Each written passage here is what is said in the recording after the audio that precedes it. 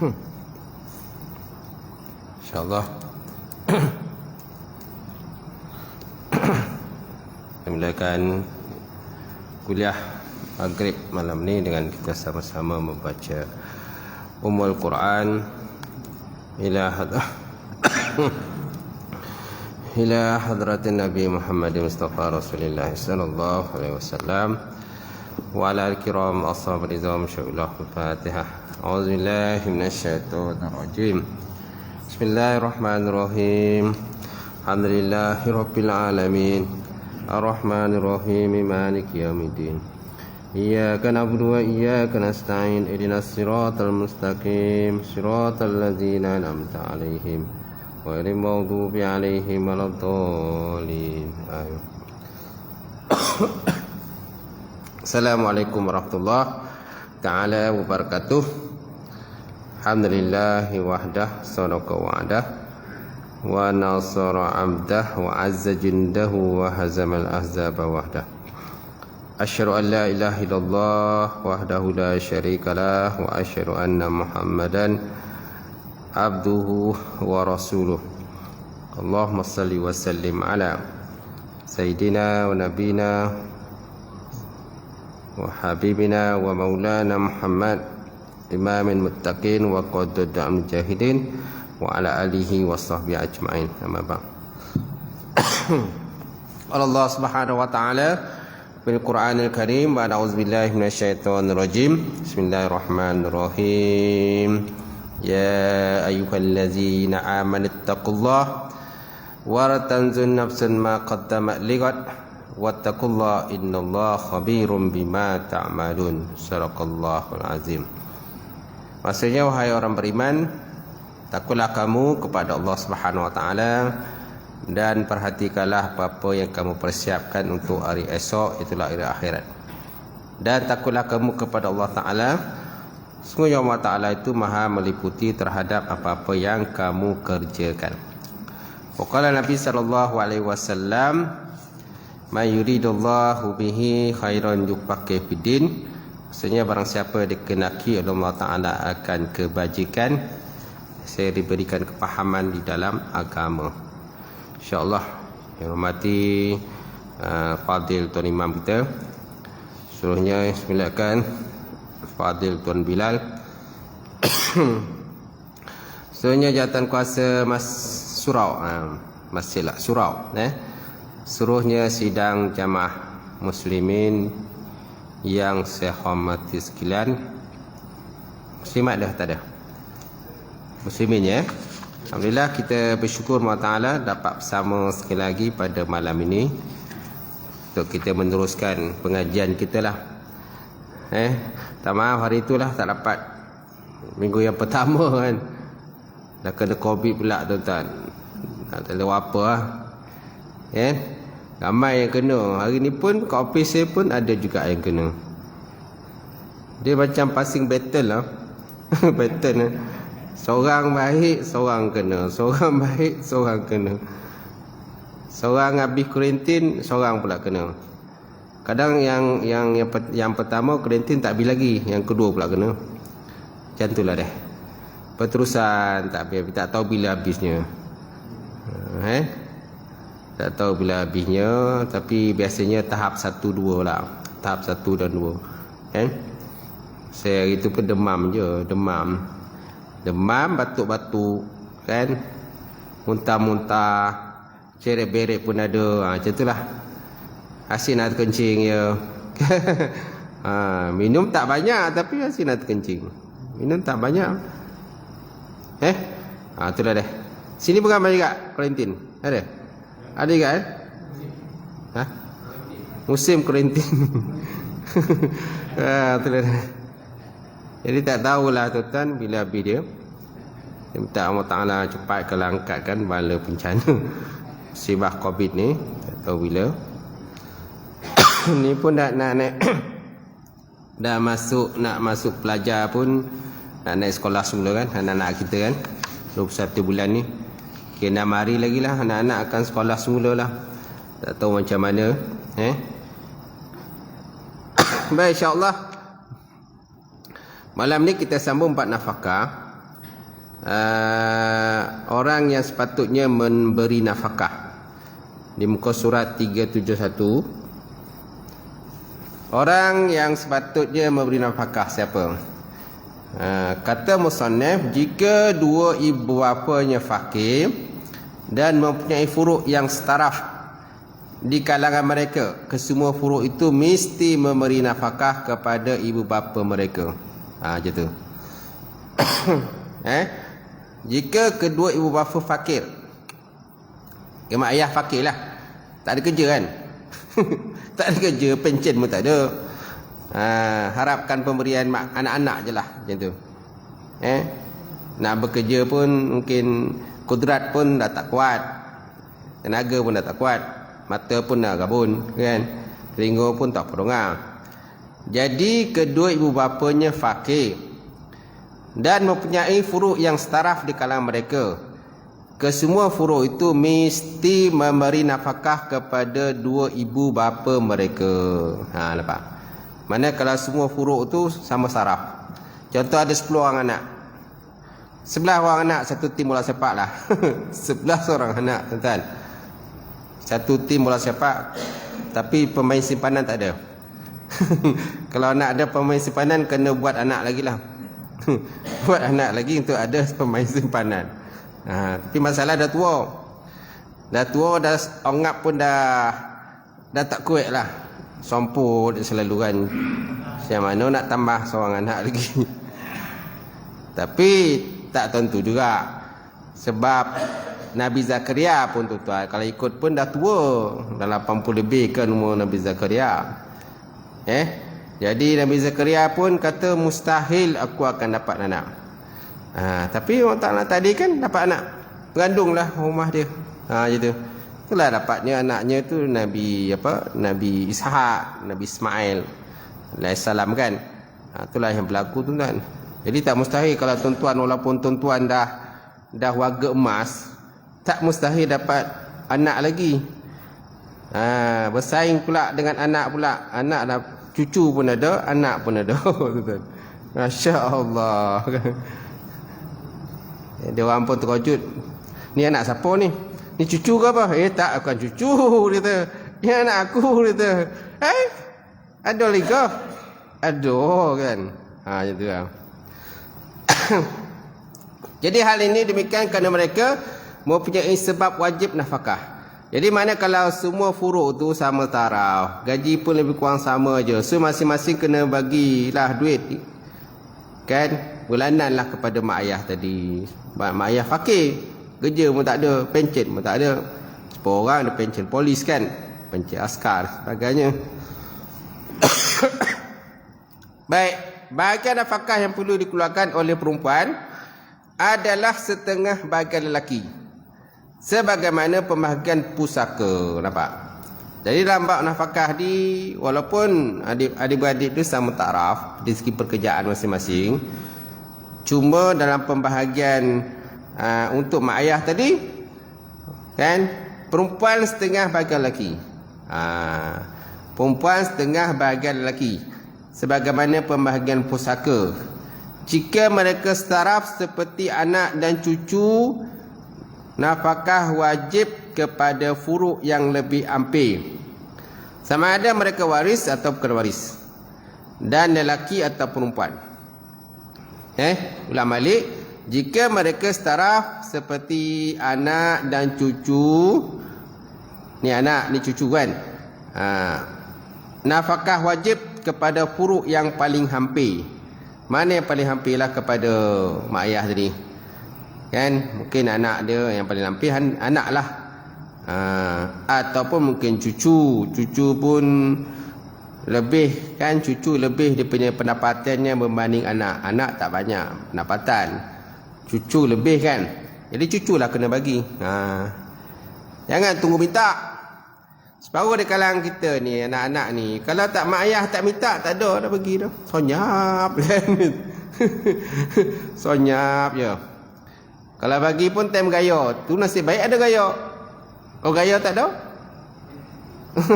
langsung tak ada bagi kan.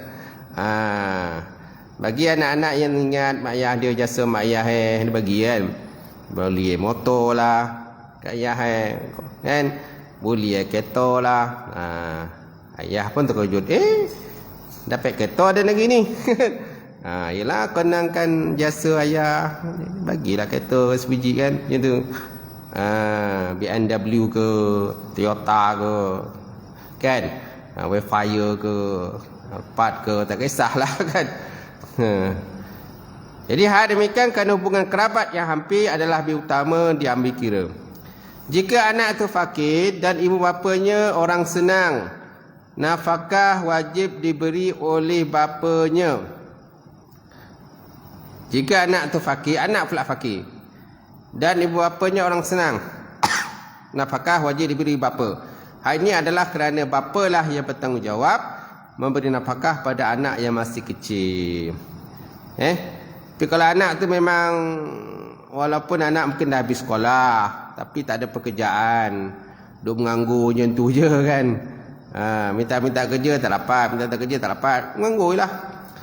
Jadi sedangkan ayah dengan mak pun pencen pun besar, pencen guru besar, pencen askar pangkat besar, polis Singapura kan. Jadi kalau mampu tanggung anak, tangguhlah lagi lah. Tapi anak jangan hanya mengharap je, dia kena usaha lah kan. Apalagi kalau dah habis belajar, dah ada ijazah, dah diploma semua kan, dah habis belajar, maknanya dia kena. Ada separuh anak-anak ni tuan-tuan kan, sekejap belajar, sekejap kerja, kejap belajar, kejap kerja, tak kisahlah, janji kau habis belajar.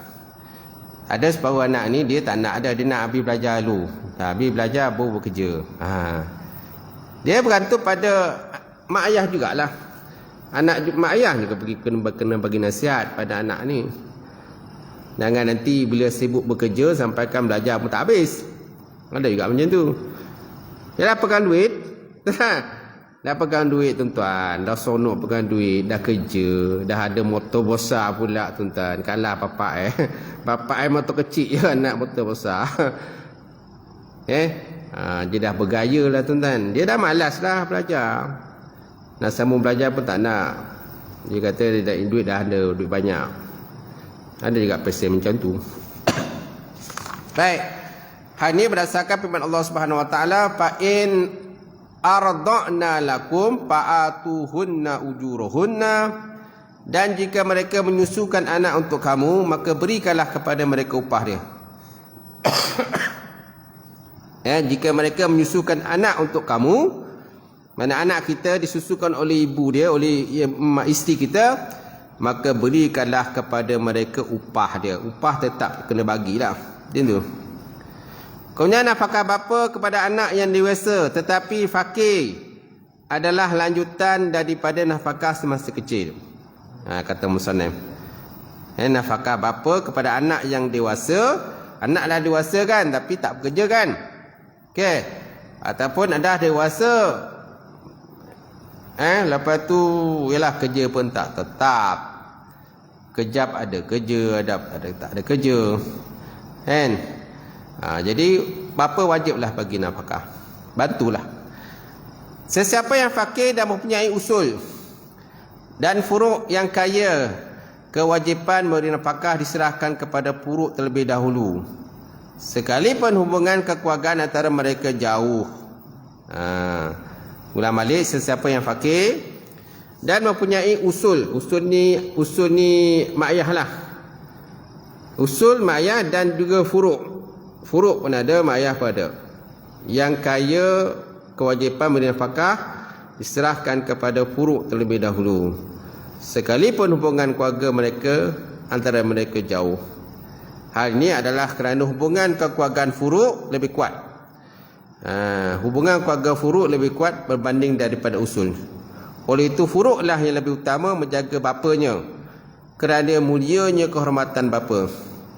Pada segi tanggungjawab menjaga mak ayah ni sebenarnya serah pada anak. Ada anak yang langsung tak fikir mak ayah dia. Itu yang kadang-kadang kita dengar kan, seorang tua meninggal dunia dalam rumah. Dah 2-3 hari tuan-tuan mati. Bau busuk. Orang lalu bau busuk. Ingat apa? Bau busuk. Rupa orang tua dalam tu dah meninggal. Seorang sebatang kara. Kan? Ingat tak ada anak, rupa ada anak. Tapi anak dah tak ambil tahu lah. Anak tak ambil tahu. Ada pasal macam tu, anak tak ambil tahu.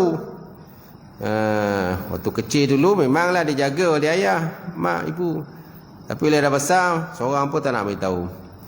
Itulah realiti yang berlaku lah. Antaranya yang berlaku zaman sekarang ni. So kita kena ambil perhatian lah, ambil iktibar kan. Macam tu. Jika bilangan usul, furuk dan lainnya yang memulakan nafkah lebih ramai, sedangkan kelebihan keperluan dirinya tidak mencukupi untuk diberi kepada semuanya, dia hendaklah selepas memenuhi keperluan diri sendiri, memberi keutamaan berdasarkan susunan berikut. Ulang semula. Jika bilangan usul ni maknanya mak ayah lah ke atas, kemudian furuk, anak-anak, dan lainnya yang memerlukan nafkah adalah jumlah ramai, sedangkan lebihan keperluan dirinya tak cukup untuk diberi kepada kesemuanya yang dia kenaki. Jadi selepas memenuhi keperluan diri sendiri, maka naklah beri keutamaan dalam beri nafkah. Pertama, bagi pada isteri dahulu, tapi dengan syarat dah selesailah keperluan dia sendiri. Sebabnya seorang suami tanggungjawab besar kan. Ar-rijalu qawwamuna 'alan nisa. Lelaki adalah pemimpin kepada golongan wanita. Lelaki ini mestilah ada pekerjaan sendiri. Tak bekerja pun makan gaji, kerja kerajaan ke swasta sebagainya, penting kena ada pekerjaan. Ini isteri bekerja. Isteri bekerja, suami tak bekerja. Kalau suami tak kerja tu, dia boleh urus rumah tangga tak apa.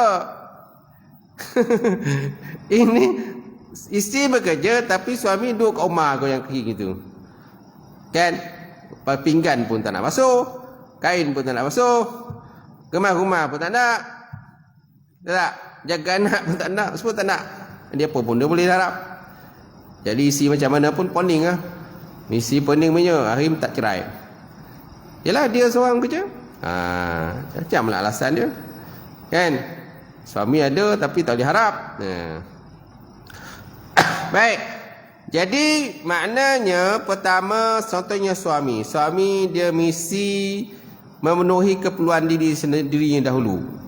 Kan? Dah selesai memenuhi keperluan dirinya sendiri, kan, barulah yang kedua isteri.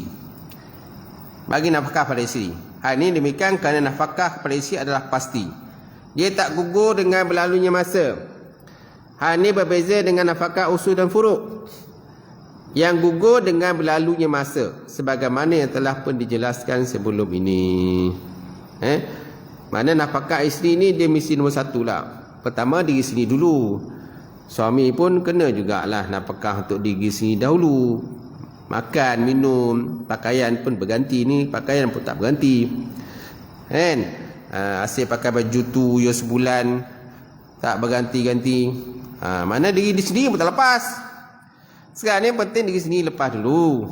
Mana suami, walaupun dia suami itu tanggungjawab dia besar kan. Kan pemimpin rumah tangga, tapi dia kena juga uruskan keperluan diri sendiri. Dia pun kena sihat, suami kena sihat. Kalau suami tak sihat macam mana bekerja? Tak? Suami tak sihat, duduk terlantarnya tu kan. Contohnya kena stroke. Terlantarnya tu tak boleh bekerja. Kalau isteri yang sabar, insya-Allah dia boleh bertahan. Kalau isteri sabarlah. Kalau isteri tak sabar, mungkin dalam setahun mungkin dia boleh bersabar. Masuk tahun kedua, ketiga dan sebagainya, mungkin dia tak boleh sabar lagi. Akhirnya pergi dah mahkamah dia, minta pasah, minta cerai kan. Itu jenis yang tak boleh bersabar. Nak cari isteri yang sabar ni memang susah. Itu. Begitu juga kalau isteri sakit.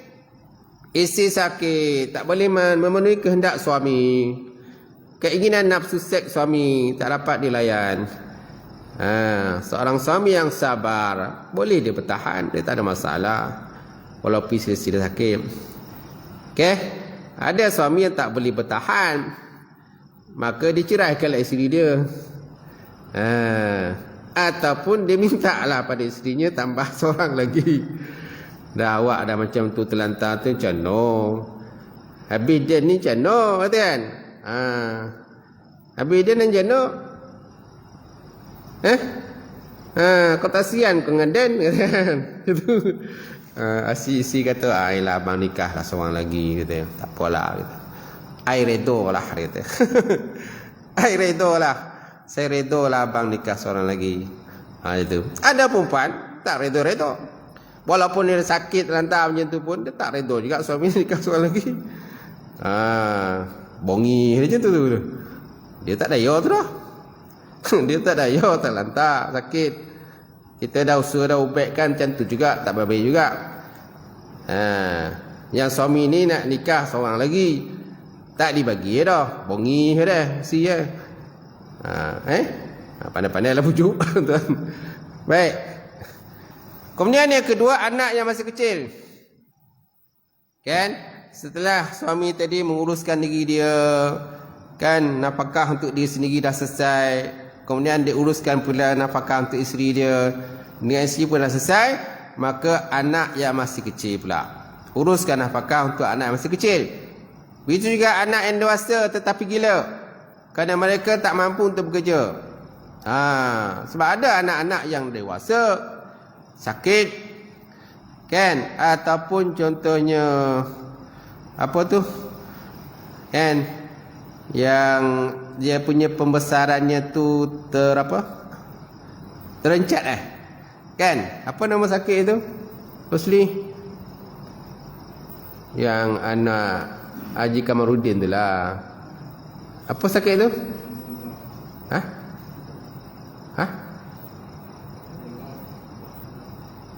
Tak tahu lah. Sindrom Down. Sindrom Down kan. Anak-anak sindrom Down ni ialah walaupun dia besar, badan dia besar, dia kadang umur dia lebih tua daripada kita lagi, tapi sebabkan sindrom Down, jadi dia tak boleh bekerja. Dia tak boleh nak nafkah untuk pak ayah dia, sedangkan dia sendiri dia pun tak lepas. Nampak? Jadi mana ni dia kena uruskan lah. Kan? Mana ayah lah kena uruskan, mak ayah lah kena uruskan. Apalagi kalau anak tu masih kecil. Memang kalau anak masih kecil, masih bersekolah, belum bekerja, kan, pakaian dia pun orang kata kita yang kena ganti. Kalau mak ayah tak bagi duit beli pakaian, kan, sekolah baju sekolah, tudung sekolah, buku sekolah lah, macam-macam lah, yuran tu yuran ni dan sebagainya. Kalau mak ayah tak bayar, memang tak bayar lah. Apabila-bila pun tak bayar. Kecuali lah kalau seandainya adalah NGO ke datang bantu, MAIS ke datang bantu, Baitul Mal ke datang bantu dan sebagainya. Okey lah, kan, macam tu. Baik, seterusnya ibu. Siapa lagi yang wajib kita bagi nafkah? Isteri bagi suami lah. Kemudian anak masih kecil. Itu juga anak dewasa kalau anak tu gila atau ada penyakit. Kemudian ibu. Wajib juga seorang anak bagi nafkah pada ibu. Hal ini kerana dia juga tak mampu untuk bekerja. Dan haknya telah pasti disebabkan ibulah yang mengandungkan. Okey. Ibulah yang mengandungkan, ibulah yang melahirkan, ibulah yang menyusukan, ibulah yang mendidik. Ini tanggungjawab ni ibu ni besar. Itu sebabnya bila ada seorang sahabat tanya dengan Nabi, "Ya Rasulullah, dengan siapakah orang yang aku perlu berbuat baik?" Nabi kata, "Siapa?" "Ibumu." Kemudian dengan siapa lagi ya Rasulullah? "Ibumu." Kemudian dengan siapa lagi ya Rasulullah? "Ibumu." 3 kali kan Nabi kata, "Ibumu, ibumu." Kemudian siapa lagi ya Rasulullah? "Ayahmu." Nampak? Ayah itu yang keempat, tuan-tuan. So persoalannya kenapa ibu? Kenapa Nabi kata ibu tu 3 kali? Kerana pengorbanan ibu ni besar lah. Antaranya ialah mengandung. Ayah tak mengandung dah. Ada yang mengandung, tuan-tuan? Tak ada. Suami tak mengandung, yang mengandung isteri. Bayangkanlah 9 bulan kan? 9 bulan dalam kandungan. Lepas itu pula, apa lagi? Waktu melahirkan. Setengah nyawa hilang. waktu nak melahirkan menoran tu kan, silat-silat bulan nanti terboleh pula budak dalam tu.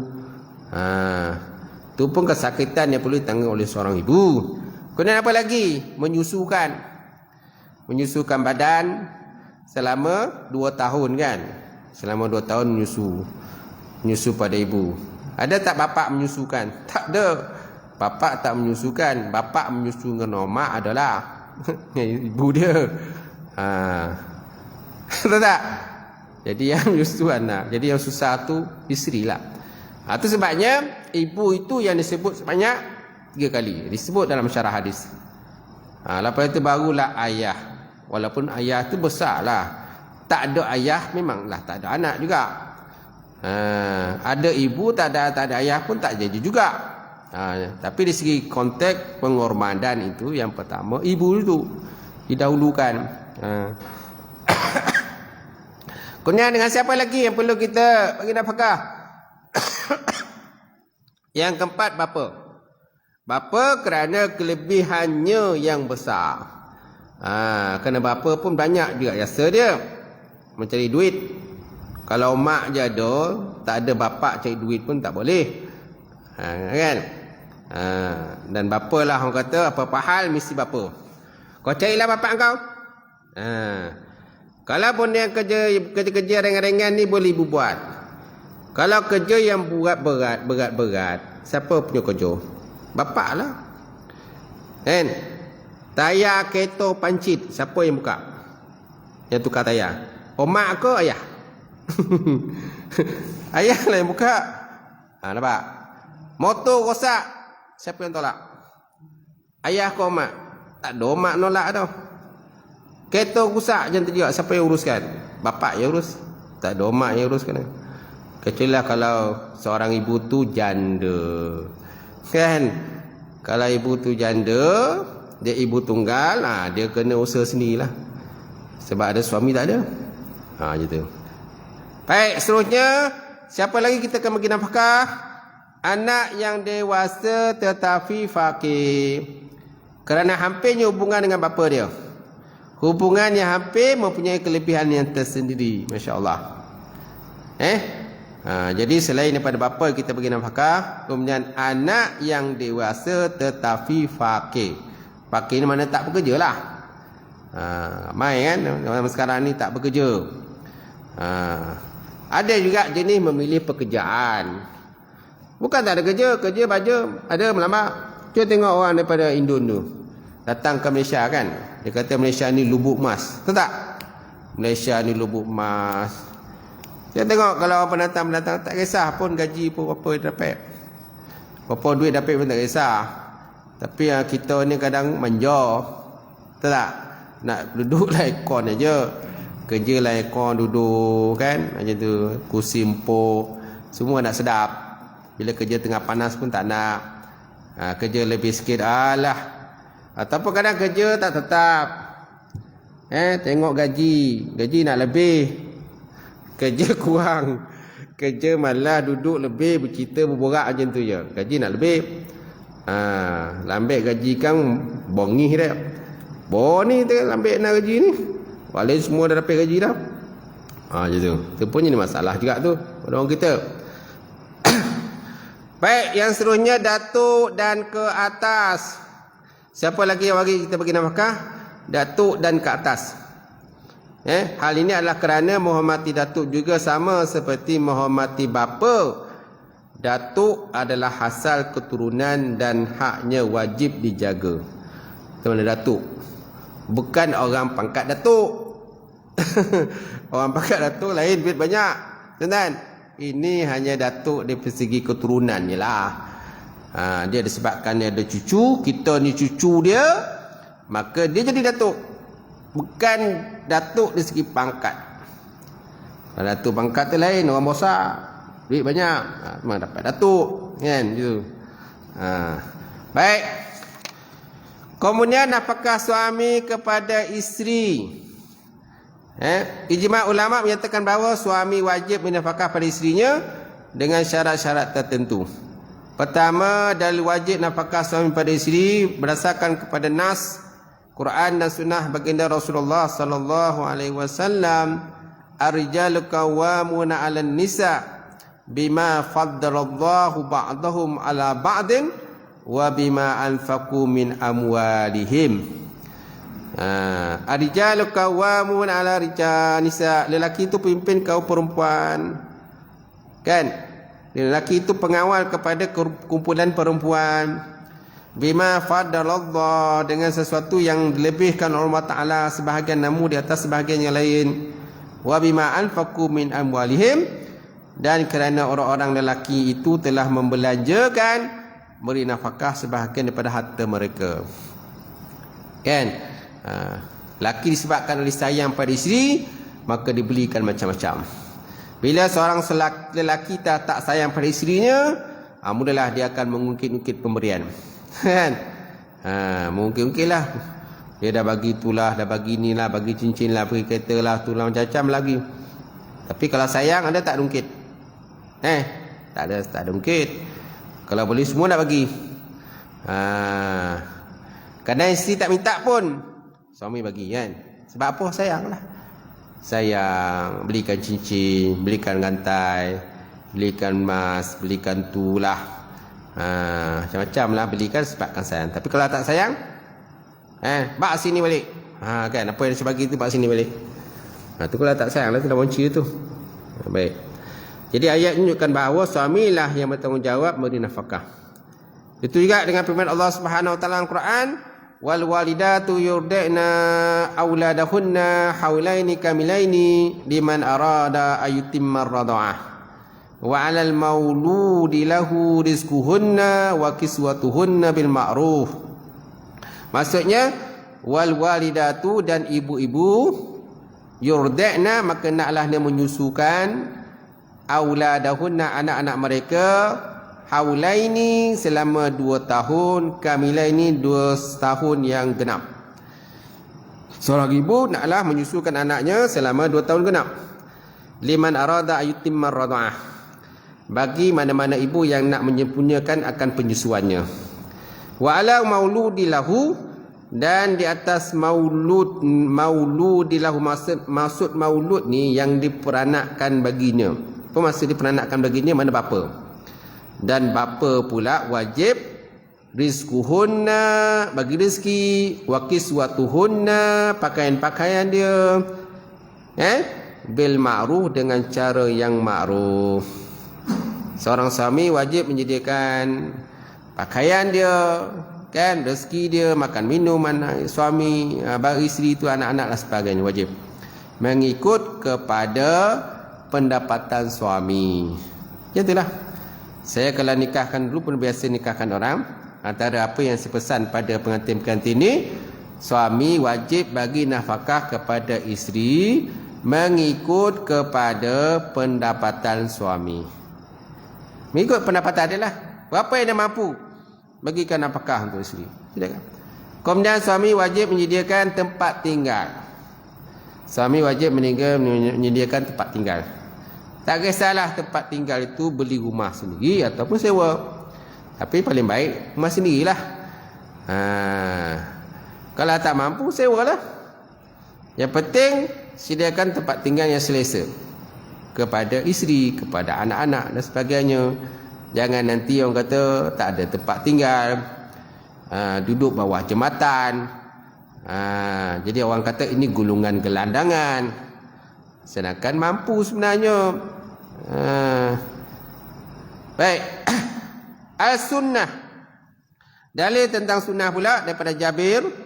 Jabir radhiyallahu ta'ala anhu, qala Rasulullah sallallahu alaihi wasallam, fattaqullaha bin nisa fa innakum akhastumuhunna bi amanatillah wastahlaltum furujahunna bi kalmatillah walakum alaihinna alla yuti'na furushakum ahadan takrahuna fa in fa'alna zalika fadribuhunna daraban ghairu mubrish walahunna alaikum rizquhunna wa kiswatuhunna bil ma'ruf wa qad taraktu fikum ma lam tadillu ba'dahu ini tasamtum bih kitabullah.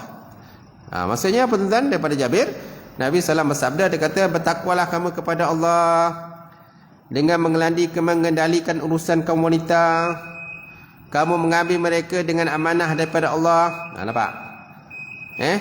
Kamu mengambil mereka daripada mak ayah dia sebagai satu amanah.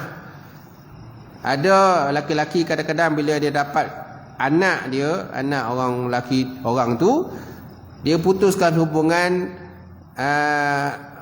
isteri dia dengan mak ayah dia. Sebabkan kadang-kadang ada satu kes tertentu lah. Kau jangan balik mak ayah kau. Kau jangan balik.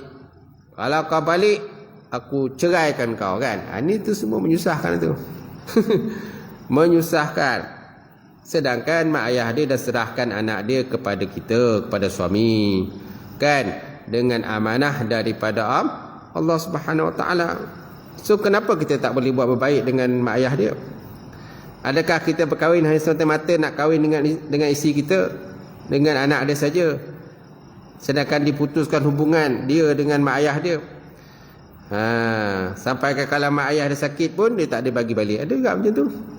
Mak ayah sakit, pak mentua sakit, pak mentua sakit, tapi anak dia, isteri kita tu tak bagi balik, tak bagi balik, tak bagi tengok.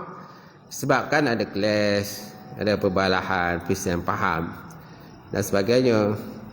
Jadi kita sebenarnya telah menghalang hak isteri kita lah. Sebab dia pun kena, walaupun dia dah berkahwin dengan kita, dia masih ada lagi tanggungjawab pada mak ayah dia. Dia kena bagi duit juga pada mak ayah dia, kan, macam tu. Kalau mak ayah dia sakit, dia juga kena pergi tengok. Sebagaimana waktu dia kecil dulu dia jaga, kan. Jangan kita menafikan hak isteri kita. Begitu juga seorang isteri jangan menafikan hak suami. Suami pun kena juga buat baik dengan mak ayah dia. Jangan mentang-mentang kau dah berkahwin dengan lelaki itu, jadi lelaki itu kau tak bagi dia balik jumpa mak ayah, kan. Ada juga macam tu. Ada suami kadang-kadang patuh cakap isteri. Isteri kata jangan balik, dia pun takut jangan balik. Kalau abang balik, saya ceraikan abang. Macam tu. Kalau abang balik, saya ceraikan abang. Kalau abang balik, abang tidur kat luar, jangan masuk dalam. Itu dah ada macam isteri queen control. Macam tu. Dia lagi hebat pada suami tu, takut suami tu, takut angkat muka. Dayus lah suami macam tu, tuan-tuan. Apa nama tuan-tuan? Dayus lah kalau kita macam tu. Memanglah seorang suami mestilah berlemah lembut dengan isteri. Khairukum li ahli. Sebaik-baik kamu ialah orang yang paling baik dengan ahli keluarga dia. Tapi janganlah sampai isteri kita tu pijak kita. Abang jangan makan. Kita tak berani makan. Abang jangan masuk. Tak berani masuk. Duduk kat luar tu. Selagi tak bagi masuk, tak boleh masuk. Berdirilah keluar tu, tengah panas tu. Itu memang isi tu garang macam rimau kan. Macam singo garangnya, takut suami. Nasiblah kalau dapat isi macam tu. InsyaAllah. Baik. Jadi Nabi kata, fattaqullah bin nisa. Naklah kamu takut pada Allah dalam hal perempuan. Fa innakum akhastumuhunna bi'amatillah. Kerana semuanya kamu mengambil mereka dengan amanah daripada Allah. Wastahlaltum furujahunna, dan kamu menghalalkan hubungan dengan dia dari segi kelamin, hubungan persetubuhan, bi kalimatillah, dengan kalimah daripada Allah. Walakum alaihinna alla yu'ti'na furushakum ahadan takrahuna. Kemudian jika hak kamu pula wajib ditunaikan oleh isteri kamu, ialah mereka tidak membenarkan orang yang kamu benci masuk ke tempat tidurmu. Ini hak isteri. Hak isteri makna tanggungjawab dia, jangan bagi mana-mana lelaki yang suami dia tak suka masuk dalam rumah. Masuk dalam rumah. Sebab ada yang macam tu. Main kayu tiga kan. Main kayu tiga ataupun menduakan. Dia bukan menduakan isteri je, kadang isteri pun ada juga menduakan suami. Isteri menduakan suami ataupun suami menduakan isteri, tu biasa dengar. Kan, biasa dengar kan? Ini isteri menduakan suami. Ataupun isteri mentigakan suami. Lupa ada tiga pula lelaki jantan lain pula gitu kan. Yang Q pula gitu. Yang Q lah. Gitu. Ini memang tak boleh pakai lah kalau isteri macam tu. Baik. Jika mereka melakukannya, pukullah mereka dengan cara yang tidak menyakitkan. Nampak? Fa'in fa'alna zalika fadribuhunna darban ghaira mubarrish. Kalau seandainya isteri tadi melakukan perkara-perkara yang kita benci, maka suami boleh memukulnya. Fadribuhunna darban ghaira, pukullah dengan pukulan yang tidak mencederakan. Mencederakan tubuh badannya. Jangan disosah dengan kayu beruti lah, kayu tiang pintu lah, dihantuk kepala isteri kepada pintu, kepada dinding sampai berdarah. Sampai ada yang kita dengar koma kan. Kan dia berlaku kan? Koma kan. Dia dekat Senayan lah. Asalnya duduk Johor. Suami dia tak macam mana tak, pukul tu. Terlantar. Isi tadi kan, mengandung masa tu kan. Sekarang dah lahir dah. Dah nak lahir. Dia dekat Senayan tu. Nampak? Duduk koma macam tu. Macam mana? Sial lah. Tak boleh buat apa kan kerja. Jadi adik perempuan dia yang jaga isteri tadi. Yang suami dah kena tangkap lah, masuk penjara rasanya. Hari tu. Baik. Jadi kewajipan kamu pula ialah memberikan mereka nafkah dan pakaian sepatutnya. Walahunna alaikum rizquhunna wa kiswatuhunna bil ma'ruf wa qad taraktu fikum ma lam tadillu ba'dahu.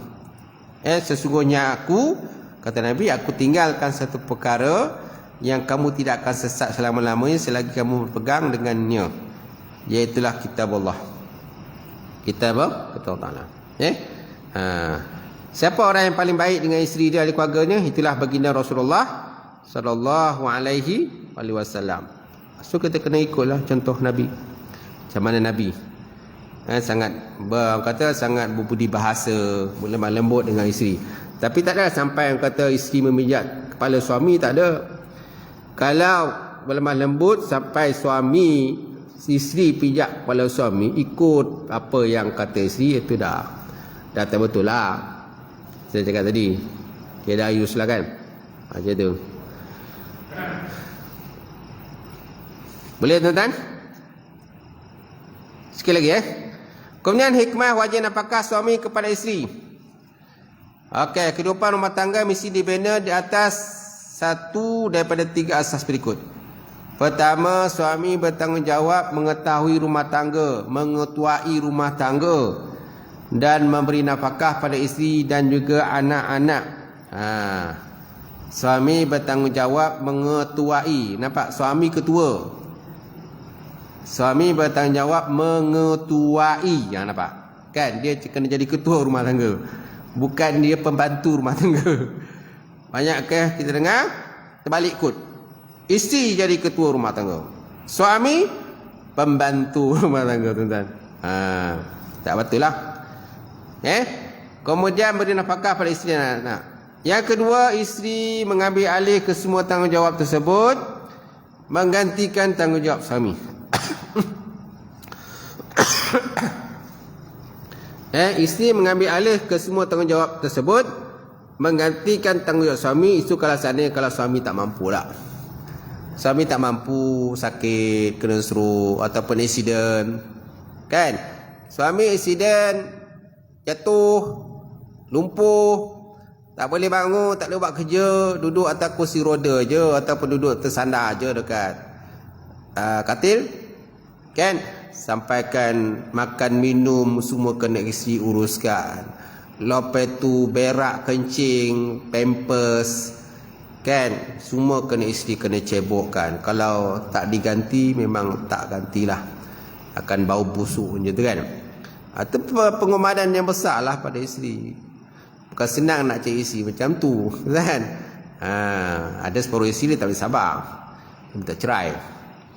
Ceraikan aku kan. Kan kayak cerita Nabi tu. Ceraikan aku. Ya, sebab apa? Dia tak sepakat lagi. Dia tak boleh lagi, orang kata tak sanggup lagi berkorban bila suami dia sakit. Kemudian suami isteri bekerjasama melaksanakan tanggungjawab mencari harta, dan juga memberi nafkah. Ada masanya dua-dua cari nafkah, dua-dua bekerja, dan isteri bekerja, suami bekerja. Kadang-kadang isteri pula pangkat lagi besar daripada suami. Isteri guru besar, pengetua sekolah, pengetua cemerlang. Suami guru biasa. Kan? Suami guru biasa. Nampak? Tapi dari segi masalah hubungan okey, tak ada masalah. Ngam okey. Rumah tangga pun harmoni, tak ada masalah pun. Isteri pun tak ada mungkit-ungkit dan sebagainya, walaupun gaji lagi besar daripada suami. Mana dalam konteks apa saja dalam tanggungjawab dia tetap memuliakan suami dia. Walaupun gaji dia besar, dia tak pandang pun gaji dia ni disebabkan gaji besar, dia act dengan suami tak ada. Dia tetap patuh dengan suami dia. Walaupun gaji dia besar, suami kecil-kecil. Ada sebab tak ada kan. Abang akan ikut dengan saya. Jangan memutuskan satu perkara tanpa pengetahuan saya. Harga. Selagi saya tak tahu, jangan diputuskan apa-apa perkara pun dalam rumah ini. Nampak? Dia lagi besar tu. Baik, seterusnya persoalannya, apakah yang akan berlaku jika ditinggalkan asas pertama yang merupakan hukum syariat Islam, lalu mengambil asas yang kedua dan ketiga? Ada 3 asas ni kan. Hikmah wajib nafkah suami kepada isteri. Kenapa? Kehidupan rumah tangga mesti dibina di atas satu daripada 3. Pertama, suami bekerja. Kedua, isteri pula bekerja. Kalau suami tak mampu bekerja lah. Yang ketiga, dua-dua bekerja. Suami bekerja, isteri bekerja. Kan?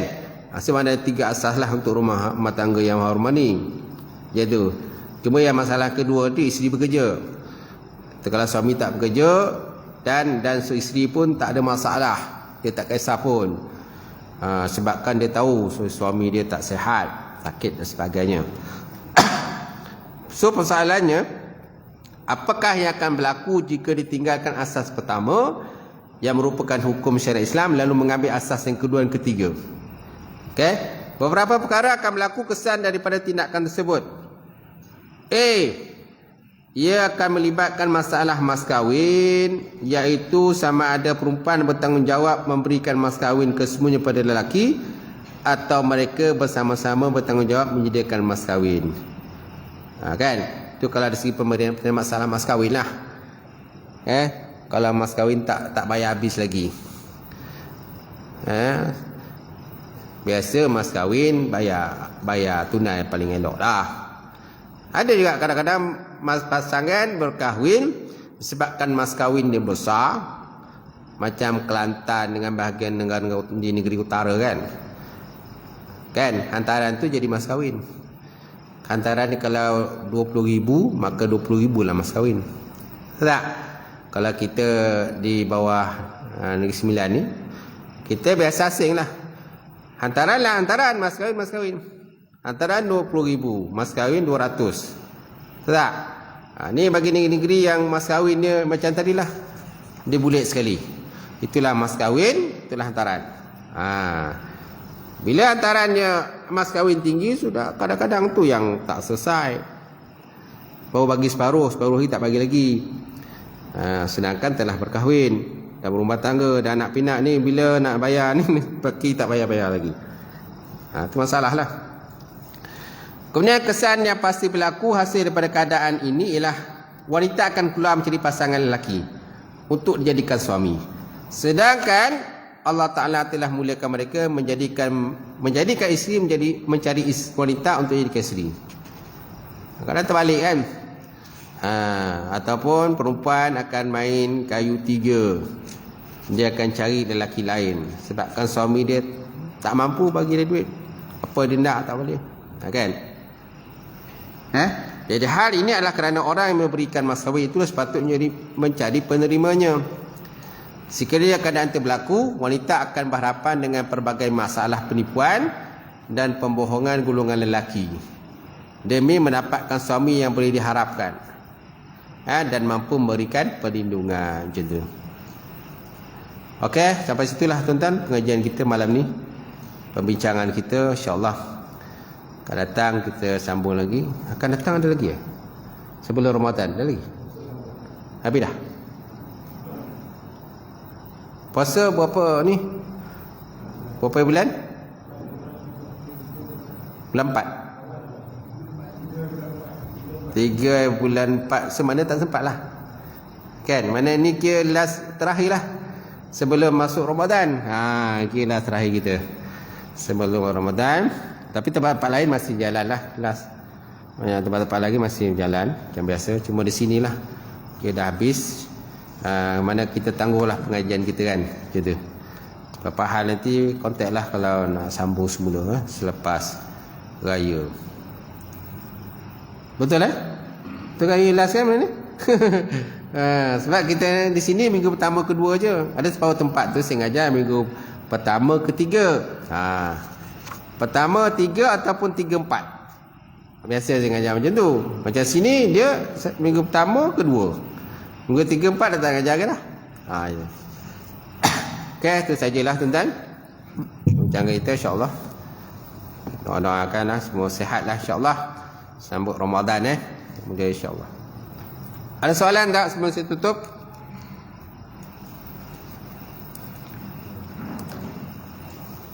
Tak ada Tak ada. A'udzubillahi minasyaitonirrajim. Bismillahirrahmanirrahim. Alhamdulillahirabbil alamin wassalatu wassalam ala syafi'il mursalin wa ala alihi washabbihi ajmain. Allahumma zidna 'ilman nafi'a wa yaqina as-sadiqa ma'al mutaqabbala wa rizqan halalan mubarakatan katsira wasi'an ya fatai alim wa lana qulubana bi nuri ma'rifataka wa ftah lana tu'arifin. Allahumma barik lana fi sya'ban wa ballighna ramadan ya arhamar rahimin. Allahumma barik lana fi sya'ban wa ballighna ramadan. Allahumma barik lana fi sya'ban wa ballighna ramadan ya arhamar rahim. Allahumma arina haqqa haqqa warzuqna ittiba'ah wa arina batila batila warzuqna ijtinabah. Rabbana iftah bainana wa baina qaumina bil haqq wa antahul fatih. Rabbana atina fid dunya hasanah wa fil akhirati hasanah wa qina azabannar. Subhana rabbika rabbil izzati amma yasifun wa salamun alal mursalin. Alhamdulillah. Qabalallahu minkum.